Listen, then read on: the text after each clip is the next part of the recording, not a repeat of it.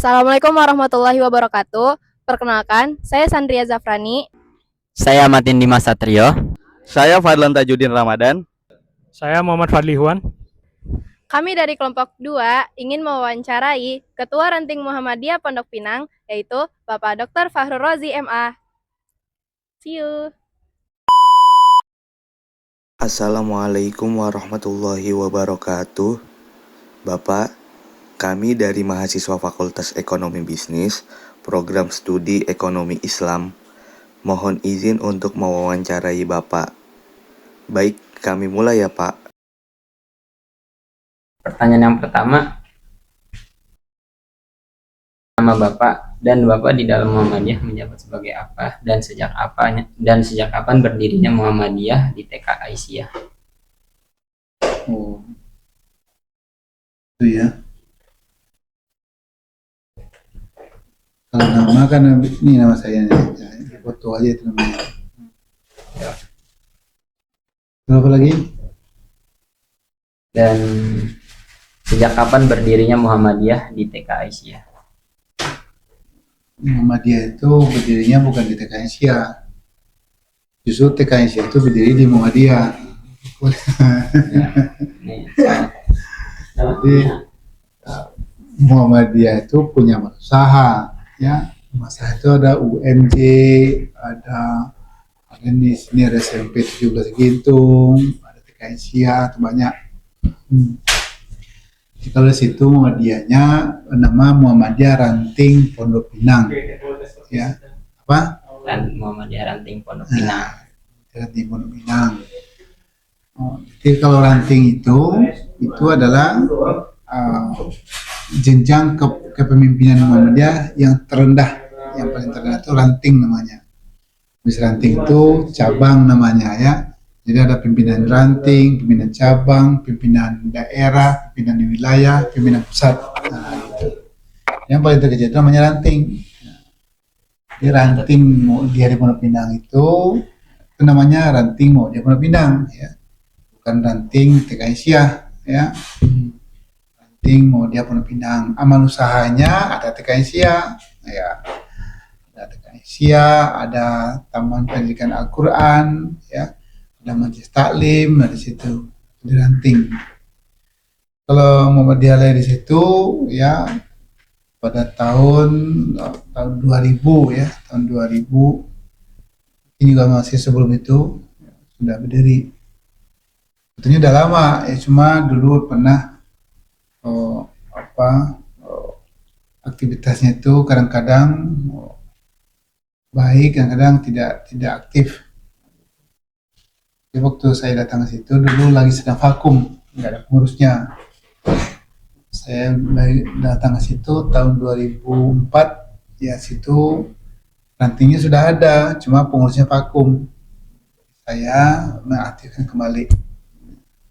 Diaktif kembali itu tahun 2004. Sebelumnya sudah ada sih. Jadi dengan adanya Bapak itu apakah membawa pengaruh yang lain kayak berkembangnya Muhammadiyah di daerah situ apa gimana Pak? Iya, tentu saja. Kalau gerakan sosial itu yang penting ada satu atau dua orang atau beberapa orang sebagai penggeraknya. Nah, biasanya akan akan mempengaruhi pada yang lain ya. Nah, dulu waktu saya datang sana belum ada pengurusnya, saya tanya juga nggak ada yang tahu pengurusnya. Akhirnya saya inisiatif mengundang, saya bikin surat undangannya disebar kepada jemaah masjid. Nah, undangnya itu undangan silaturahim keluarga besar Muhammadiyah Pondok Pinang. Nah, disebar, ternyata ada yang merasa diri anggota, ya datang sekitar 20 orang, silaturahim. Kemudian silaturahim beberapa kali, pengajian.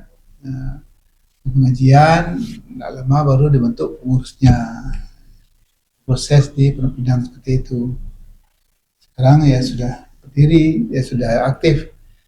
Untuk punya usaha, punya TK itu tadinya nyewa di situ, kemudian mereka mau jual, ya akhirnya dibeli sama ranting Muhammadiyah. dibeli TK-nya masih lama. Nah, kemudian direnovasi, ya renovasi. Sekarang sudah bagus, ya sudah punya sendiri, ya tanahnya udah punya sendiri, gedungnya udah baru dibangun. Itu sebagai ambil ranting. Nah, di situ ada kegiatannya, pagi-pagi jadi sekolah TK, sore jadi sekolah ngaji, TPA, sorenya. Nah, kemudian kalau seminggu sekali pengajian, setiap hari Jumat sore, pengajian. Kalau bulan Ramadan, situ ada sholat tarawih dan kultum Ramadannya. Ada situ kegiatannya. Dan kan Bapak udah lumayan lama di sana, dan apa sih keluh kesahnya Bapak yang ada di sana, kayak hambatan-hambatan dari masyarakat atau misalkan bantuannya malah Keluh kesah, saya nggak ada, nggak ada. nggak boleh mengeluh. Kalau mau jadi aktif di organisasi sosial, ya itu nggak boleh mengeluh. Nggak boleh keluh kesah. Kalau tantangan ya banyak, Tantangan. tantangan itu banyak, ya tantangan. Selagi nafas mengalir di tenggorokan ini, sepanjang itu permasalahan ada tantangan internal, tantangan eksternal pasti ada aja. Tantangan internal itu biasanya banyak pengurus yang susah aktif, ya karena pada sibuk kerja, ya. Pengurusnya ada yang jadi guru, ada yang jadi pegawai, ada pegawai negeri, ada swasta. Nah, sehingga itu tantangan sendiri untuk mengaktifkannya. Tantangan dari luar ya banyak juga, mungkin ada orang yang tidak senang, yang tidak suka, ya. Nah, tapi itu tidak menjadi masalah. Justru kalau nggak ada tantangan tuh nggak asik. Justru ada tantangan menjadi asik. Kalau kita berhasil menghadapi tantangan dan keluar sebagai pemenang, maka itulah kebahagiaan daripada orang-orang aktivis sosial itu.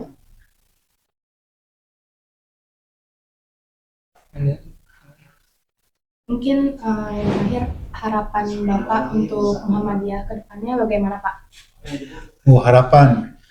Harapannya besar sekali sih, ya. Kalau bisa kita tuh harapannya bagaikan apa ya, kita mengharapkan sebuah mimpi-mimpi besar, bagaikan kita mengharapkan sebuah pulau harapan. Kita berdayung naik sampan dengan jerih payah, harus sampai ke situ. Itu harapannya. Apa itu harapannya? Harapannya kan Muhammadiyah itu gerakan dakwah. Jadi mendakwahkan amar ma'ruf nahi mungkar. Jadi kita tuh sana dakwah, bentuk jemaah pengajian, menyampaikan bagaimana ayat-ayat Quran, hadis-hadis Nabi, menyangkut masalah keimanan, menyangkut masalah ibadah, menyangkut masalah akhlak, menyangkut masalah muamalah duniawiyah. Itu harapannya. Lebih jauh lagi bagaimana ya supaya umat Islam itu bisa mengamalkan agamanya dengan baik, bisa punya akidah yang kuat, terhindar daripada kemusyrikan, terhindar daripada tahayul, terhindar daripada khurafat, ya, menyesatkan.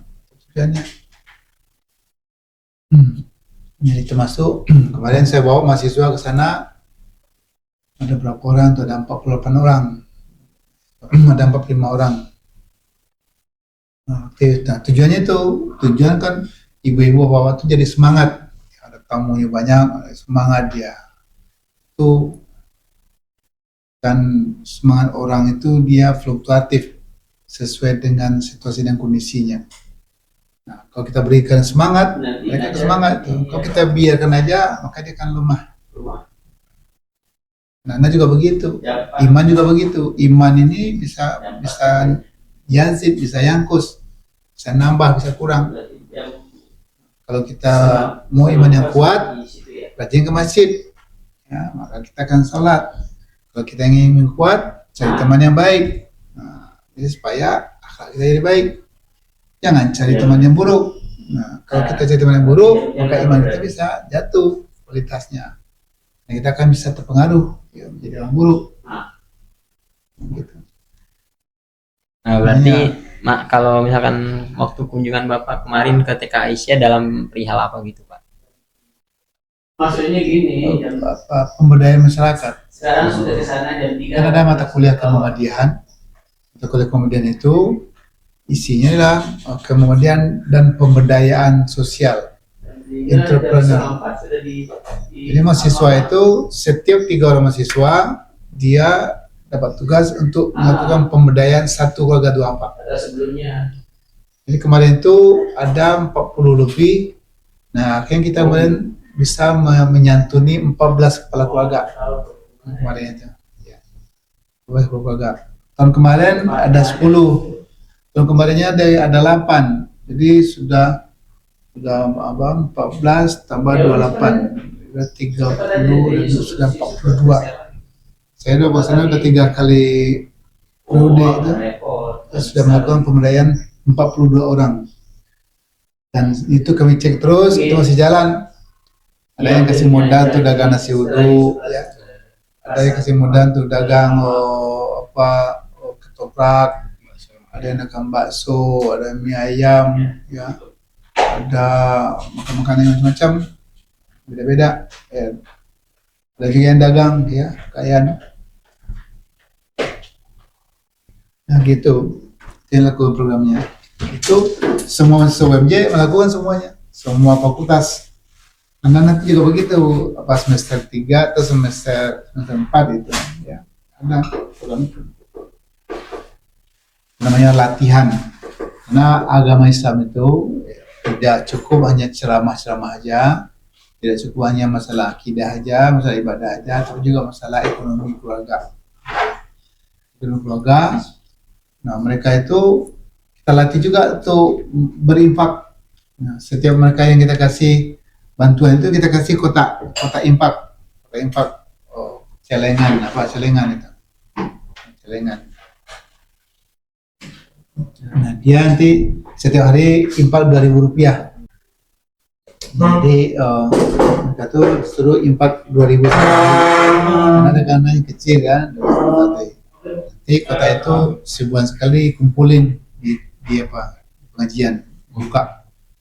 Nah, buka nanti bawa lagi kalian pulang, nanti sebulan sekali kumpul lagi. Nah, 2 bulan sekali kalian itu dibuka dan dibelikan sembako. Beli sembako, kemudian sembako itu ditebus separuh harga, ya, oleh jemaah juga. Jadi kita beli 200.000 sembakonya, ya, berasnya 5 kilo, gulanya 2 kilo, minyaknya 2 kilo, ya. Nanti ditebus separuh harga. Nanti hasil tebusan separuh harga itu nanti kita campurin pada uang infak berikutnya. Di bulan depan itu akan nambah, ya, akan nambah. Kemarin yang pertama itu dapat 20 paket. Nah, ini besok bulan depan ini merupakan dapat 30 paket.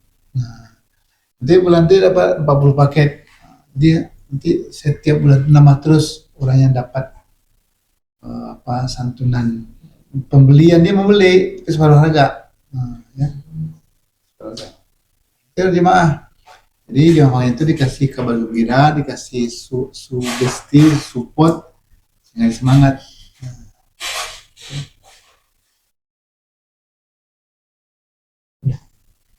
Ya mungkin sekian saja dari kami yang ingin bertanya. Wassalamualaikum warahmatullahi wabarakatuh. Waalaikumsalam warahmatullahi wabarakatuh. Sekian dari kami. Wassalamualaikum warahmatullahi wabarakatuh.